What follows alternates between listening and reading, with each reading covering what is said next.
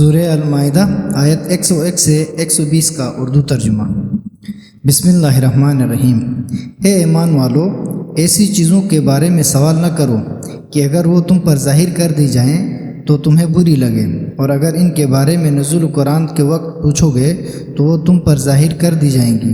جو کچھ اب تک ہوا اس سے اللہ نے درگزر فرمایا، اور اللہ بڑا بخشنے والا بردبار ہے۔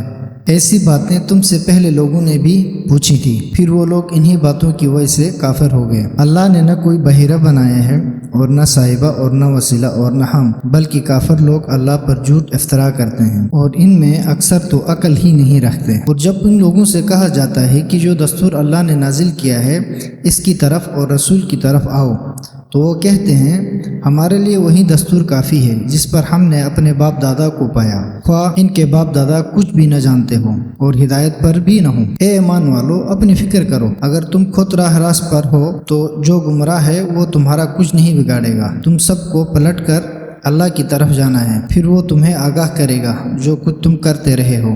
اے ایمان والو، جب تم میں سے کسی کی موت کا وقت آ جائے تو وصیت کرتے وقت گواہی کے لیے تم میں سے 2 عادل شخص موجود ہوں، یا جب تم سفر میں ہو اور موت کی مصیبت پیش آ رہی ہو تو دوسرے 2 غیر مسلموں کو گواہ بنا لو۔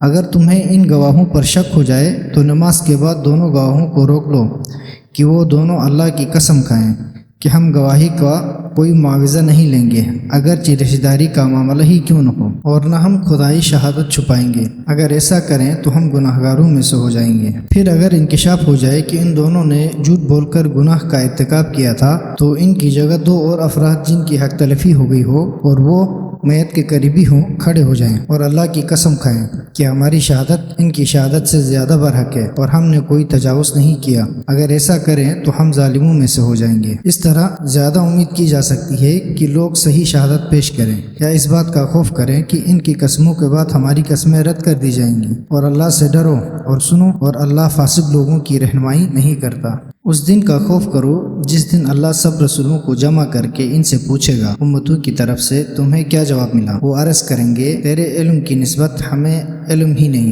غیب کی باتوں کو یقیناً تو ہی خوب جانتا ہے۔ جب عیسیٰ ابن مریم سے اللہ نے فرمایا یاد کرو میری اس نعمت کو جو میں نے تمہیں اور تمہاری والدہ کو عطا کی ہے، جب میں نے روح القدس کے ذریعے تمہاری تائید کی، تم گہوارے میں اور بڑے ہو کر لوگوں سے باتیں کرتے تھے، اور جب میں نے تمہیں کتاب، حکمت، توریت اور انجیل کی تعلیم دی، اور جب تم میرے حکم سے مٹی سے پرندے کا پتلا بناتے تھے، پھر تم اس میں پھونک مارتے تھے تو میرے حکم سے پرندہ بن جاتا تھا، اور تم مادرزاد اندھے کو، کوڑی کو میرے حکم سے صحت یاب کرتے تھے، اور تم میرے حکم سے مردوں کو زندہ کر کے نکال کھڑا کرتے تھے، اور جب میں نے بنی اسرائیل کو اس وقت تم سے روک رکھا جب تم ان کے پاس کھلی نشانیاں لے کر آئے تھے، تو ان میں سے کفر اختیار کرنے والوں نے کہا یہ تو ایک کھلا جادو ہے، اور جب میں نے حواریوں پر الہام کیا کہ وہ مجھ پر اور میرے رسول پر ایمان لے آئیں تو وہ کہنے لگے ہم ایمان لے آئے اور گواہ رہیے کہ ہم مسلمان ہیں۔ وہ وقت یاد کرو جب حواریوں نے کہا اے عیسیٰ ابن مریم، کیا آپ کا رب ہمارے لیے آسمان سے کھانے کا خوان اتار سکتا ہے؟ تو عیسیٰ نے کہا اگر تم مومن ہو تو اللہ سے ڈرو۔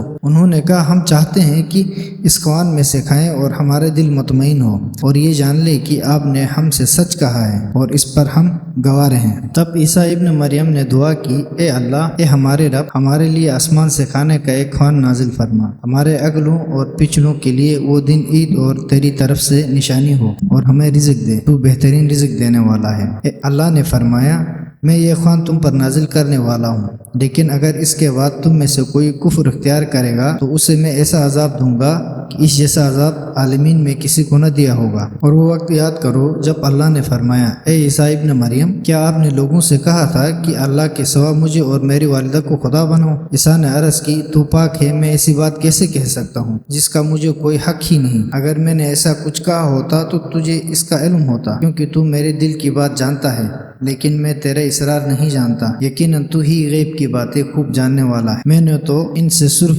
وہی کہا ہے جس کا تو نے مجھے حکم دیا تھا کہ اس اللہ کی عبادت کرو جو میرا اور تمہارا رب ہے۔ جب تک میں ان کے درمیان رہا میں ان پر گواہ رہا، اور جب تو نے مجھے اٹھا لیا تو خود ہی ان پر نگران ہے اور تو ہی ہر چیز پر گواہ ہے۔ اگر تو انہیں عذاب دے تو یہ تیرے ہی بندے ہیں، اور اگر تو انہیں بخش دے تو تو ہی غالب آنے والا حکمت والا ہے۔ اللہ نے فرمایا یہ وہ دن ہے جس میں سچوں کو ان کی سچائی فائدہ دے گی۔ ان کے لیے ایسی جنتیں ہیں جن کے نیچے نہریں جاری ہیں، جن میں وہ ابد تک ہمیشہ رہیں گے۔ اللہ ان سے راضی ہے اور وہ اللہ سے راضی ہیں، یہی بڑی کامیابی ہے۔ آسمانوں اور زمین اور جو کچھ ان کے درمیان موجود ہے سب پر اللہ کی سلطنت ہے، وہ ہر چیز پر قادر ہے۔